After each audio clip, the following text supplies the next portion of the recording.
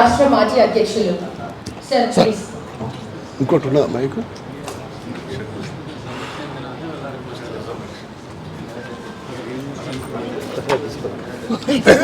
తీసుకోండి సార్. సభకు నమస్కారం. ముఖ్య అతిథి ఐఏఎస్ ఆఫీసర్ వేరుగోడు పరిపూర్ణ గారికి స్వాగతం సుస్వాగతం సార్. వేదిక పై పెద్దలందరికీ, నా బీసీ సోదరులందరికీ నమస్కారం. ఈ రోజుల్లో బీసీ బిడ్డ ఐఏఎస్ అవ్వాలంటే ఎంత కష్టమో నాకు తెలుసు. అలాంటివి మీరు మన బీసీకి ఐఏఎస్ అయ్యి మీరు తన మూలాలు మరవకుండా ఓబీసీల తోడ్పడే బుక్ రాసినందుకు మీరు మనస్ఫూర్తిగా చేయడానికి నమస్కరిస్తున్నారు సార్. ఎందుకంటే ఈ రోజు ఎక్కువసేపు టైం తీసుకోవడం మాట్లాడే పొద్దుగా మాట్లాడే బీసీల గురించి. ఇంతకుముందు అద్భుతమైన వెంకటరామ గారు చెప్పారు 42% మనకి ఇవ్వాలంటున్నారు. మిత్రులారా, వాడు 42% ఇచ్చేది, వాడు ఎవరు ఇచ్చేది 42%. ఇంత సోదరుగా మనం ఎందుకున్నామని ఆలోచిస్తున్నాం మిత్రులారా. ఎందుకంటే ఈ రోజు ప్రతి ఒక్కరు ఎక్కడ ఫీజు ఇచ్చినా మీరు అన్నారు కదా. ఎందుకంటే ఇంటర్వ్యూస్ మోడల్ మహా డేంజర్ సొసైటీ. మిమ్మల్ని చూసి తగ్గిపోవడం వచ్చారు ఈరోజు. ఎందుకంటే ఈ ఏమంటే రాజ్యాధికారం ఏం చేస్తున్నాం? పక్కన అడుగులు పట్టాను అంతే తప్ప ఏం చేస్తున్నాం? రాజ్యాధికారం ఏం చేస్తారు? దయచేసి రాజ్యాధికారం కావాలంటే ఆర్థికంగా అభివృద్ధి చెందాలి. ఆర్థికంగా అభివృద్ధి చెందాలంటే బిజినెస్ ఉండాలి, సాగు కావాలి. మనకి ఏం లేదు. ఎట్లా మరి ఒక్క బిజినెస్ పెట్టి మీడియా కాదే, ఎలక్ట్రానిక్ కాదే, సినిమా అడగాలి. ఎట్లా మరి సాగు కూడా అక్కడ ఇది అక్కడ ఏమంటే అక్కడ రాత్రి నాలుగు విషయాలు అంటాడు ఉంటుంది. ఇక రాజకీయ నాయకులు అంటే ఇక మన సాంబారు సన్మారాలన్న గణాశ్వరరావు గారు పాప అనిసి చేసి పాప అనిసిపోయినారు. ఆయన గవర్నర్ పోస్ట్ గీతకారావు గారు, ఈయన ఎమ్మెల్యే గారు రావు. మరి ఏం చేద్దాం? మరి అన్ని పార్టీలు ఏ పార్టీ కూడా మనల్ని కరివేటి భాగాల నుంచి బయటేస్తున్నాయి. అది మనకు అర్థమైన స్టోరీ. నేను మిమ్మల్ని విమర్శించలేదు. దయచేసి నాకు నాకు కూడా రాస్తున్నాయి. దయచేసి మనకు అంబేద్కర్ గారు గుర్తుంచుకోవాలి. అందరి గారు గుర్తుంచుకోవాలి. అంబేద్కర్ మానవులను గుర్తుంచుకోవాలి అందరం. ఎందుకు? నీకు డబ్బు లేకున్నా, చదువు రాకుండా ఓటు హక్కు ఇచ్చింది. ఓటు హక్కు ఇచ్చింది అందరికీ. ఆ ఓటు హక్కుతో ఈ యొక్క భూస్వ పార్టీలను మనం విడవలేమా అంటారా? ఆలోచించండి. వాళ్ళు పార్టీ 2% ఇచ్చేది మనల్ని మనం ఎన్నుకుంటే చట్టసభలు ఎందుకు పట్టమని వచ్చాయి. దాని గురించి మనం ప్రతి గ్రామాల బాగా వెళ్ళాలి. ఇక్కడ సమాజాలు పెట్టి శాఖలు అప్పుడు దండాలు వేసి నువ్వు గొప్ప అంటే నువ్వు గొప్ప, నువ్వు గొప్ప ఏమవుతాయి? బీసెంట్ బీసెంట్ ఎదుర్కోండి. నా బిడ్డలు ఇంటర్వ్యూ చేసినప్పుడు పక్కన బీసెల్మా కూర్చో ఉంది. నా ఫీజు ఎదుగుతుంది. అంటే ప్రజలను మనం చేసే బిడ్డ మనం ఎక్కువైనా బీసీలను బీసీలు కూడా మనం కొన్ని కులాలు మాత్రమే ఆధిపత్యం అది సపోర్ట్ చెప్తున్నా. చాలా బీసీ కులాలు ఈ రోజు వివక్ష ఉంది మిత్రులారా. వాళ్ళను కూడా మనం చేసి అందరు సమానత్వంగా ఈ అంబేద్కర్ చెప్పిన ఓటు హక్కులు సరిగా ఉపయోగించుకుంటే అరే నేను ఇద్దరు ఎవరి మధ్య ఓడిపోయాను. సంఘానికి 10 ఓడుకున్నా సార్. 10 మీద సంపాదించి కూడా ఇంట్లో శాస్త్రం ఉంటుంది. 10 ఓటు బంగారంలో పోయినట్టు. మరి ఏం చేద్దాం? నేను ఇద్దరుగా మంది ఇంటికి వెళ్తాను కూడా నా మూడు అడుగు. ఇంతకన్నా వారి మీద ఇంతకన్నా నాకన్నా ఖర్చు పెట్టే రోడ్డు కనబడుతుంది. ఇంకోసారి ఎవరు రాడు. బీసీ ఎలక్షన్ పోతే అంటే ఆయన రాజకీయ నా భార్య వందలు పోయామా అన్నది. అయినా కష్టపడి మాకు ఇచ్చిన సాయం అని తపన ఉంది. మీ అందరు ఆశీర్వాదాలని దయచేసి ఓటు ఒక విలువ చేసుకొని దాన్ని గొప్పకుంటుంది. ఈ అవకాశం ధన్యవాదాలు.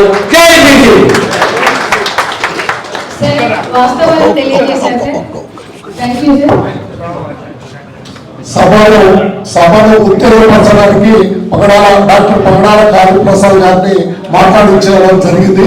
ఇప్పుడు అసలు సమీక్ష ఉన్నది ఈ పుస్తకం మీద. బీసీల పోరాట పుస్తక సమీక్ష ప్రొఫెసర్ కూరపాటి వెంకటనారాయణ గారు అక్కుటు పూర్వ అధ్యక్షులు, తెలంగాణ ఉద్యమకారుల వేదిక అధ్యక్షులు వారిని పుస్తక సమీక్ష చేయాల్సిందిగా ఆహ్వానిస్తున్నారు. ప్రవీణ్ అభివృద్ధి గారికి ఓబీసీల పోరుబాట పుస్తక సమీక్ష సదస్సుకు స్వాగతం, సుస్వాగతం.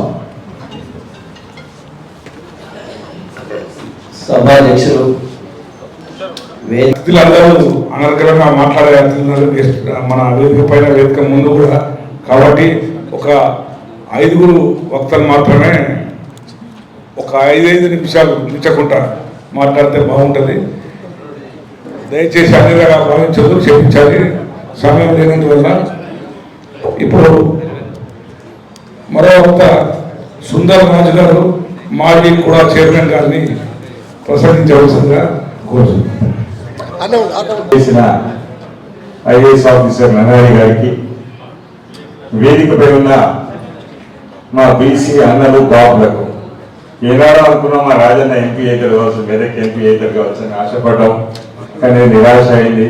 మా సమ్మారావు అన్న ఎప్పుడో ఎమ్మెల్యే చూస్తాం అనుకున్నాం, అది కాదే. ఇందాక కాళీ ప్రసాద్ అన్న ఎమ్మెల్యే కొట్టుకొస్తారు కావచ్చు, రెడ్డిల మధ్యలో బీసీ ఓట్లతో గెలుస్తారు కావచ్చు అనుకున్నాం, అది కాలే.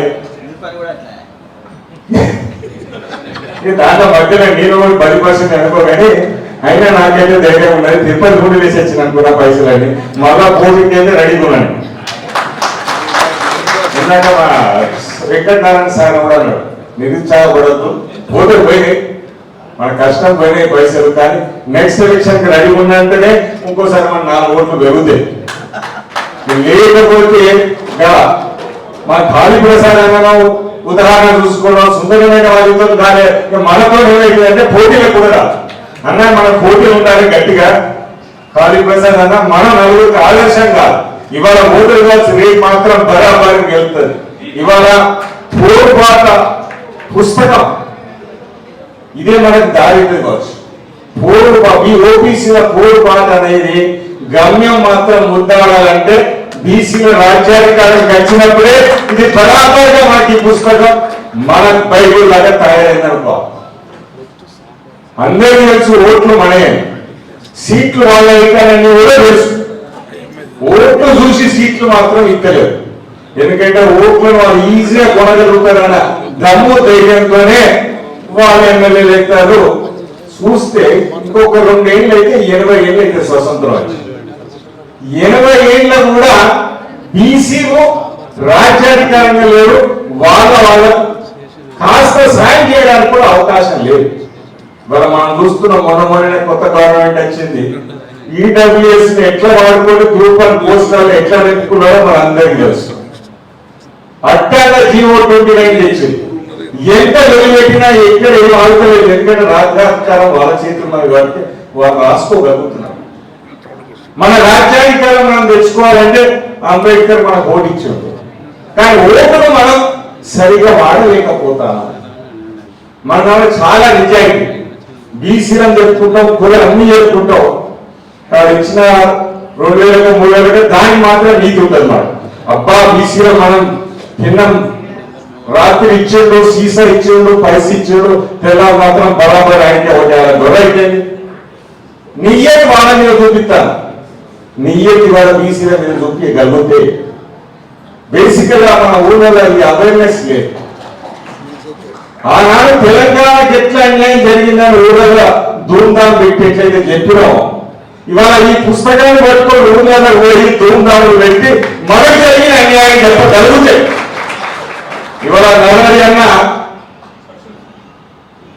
ఏ ఫీల్డ్ లా ఐఏఎస్ ఆఫీసర్ మన శాతం ఎంత ఉన్నదో రాసింది, ఐపీఎస్ లో మన శాతం ఎంత ఉన్నదో రాసింది.